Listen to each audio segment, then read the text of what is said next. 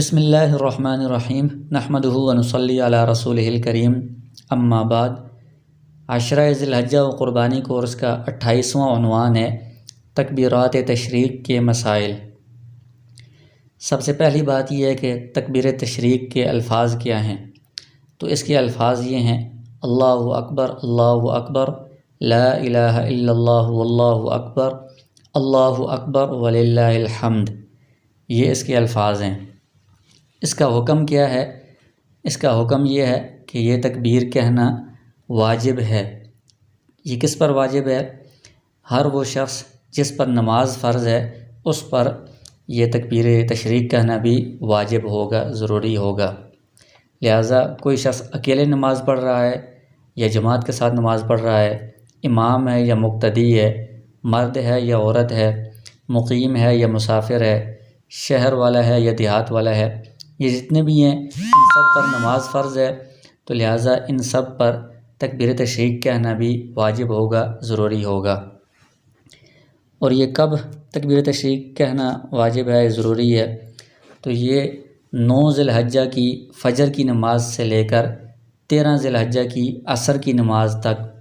ہر فرض نماز کے بعد یہ تکبیر کہنا واجب ہے، ضروری ہے۔ جتنے لوگوں کا ذکر ہوا ہے کہ منفرد ہے یا جماعت میں شریک ہے، مرد، عورت، مقیم، مسافر، جتنے بھی ہیں وہ سارے 9 ذی الحجہ کی فجر کی نماز سے لے کر 13 ذی الحجہ کی عصر کی نماز تک جتنی نمازیں آ رہی ہیں، ہر نماز کے بعد فرض جو ہیں ان کے بعد یہ تکبیر کہنا ان سب پر واجب ہے، ضروری ہے۔ تو یہ کل کتنی نمازیں بنتی ہیں؟ 9 ذی الحجہ کا دن فجر سے ہے تو 5 نمازیں یہ ہیں، پھر 10 ذی الحجہ کے دن کی 5 نمازیں ہیں، یہ 10 ہو گئی ہیں، پھر 11 ذی الحجہ کی 5 نمازیں ہیں، یہ 15، اور 12 ذی الحجہ کی 5 نمازیں ہیں، یہ 20، اور 13 ذی الحجہ کی عصر تک ہے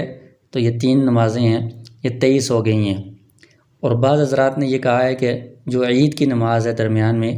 وہ عید کی نماز واجب ہے، اس نماز کے بعد بھی یہ تکبیر کہنا واجب ہے، تو بہتر یہ ہے کہ اس نماز کے بعد بھی یہ کہی جائے، تو اس کو اگر ملائیں گے تو کل یہ 24 نمازیں ہو جائیں گی۔ ان 24 نمازوں کے بعد تکبیر تشریق کہنا یہ واجب ہے، ضروری ہے۔ اور اگلی بات یہ ہے کہ کتنی مرتبہ کہنا ضروری ہے، تو اس کا جواب یہ ہے کہ تکبیر تشریق 1 مرتبہ کہنا واجب ہے، ضروری ہے۔ بعض لوگوں میں یہ مشہور ہے کہ 3 مرتبہ کہنا ضروری ہے، یہ بات درست نہیں ہے۔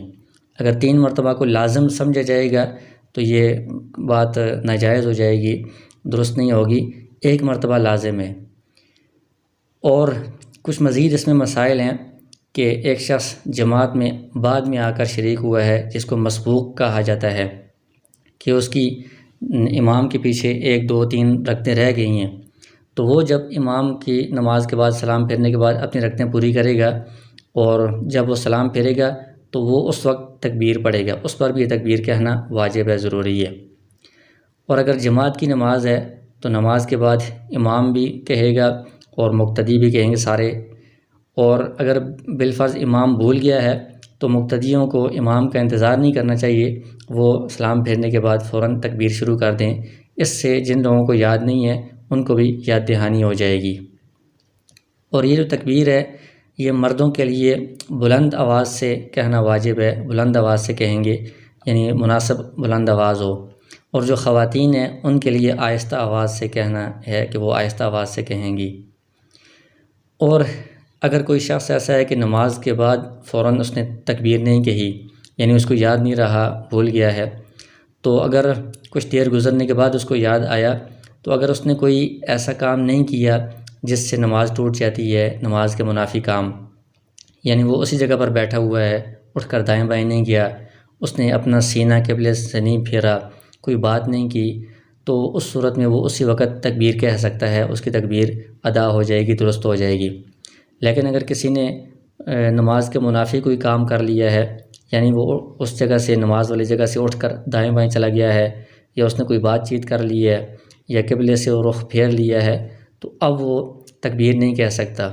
اور اس تکبیر کی کوئی قضا بھی نہیں ہے، اب اس پر لازم ہے کہ وہ توبہ استغفار کرے۔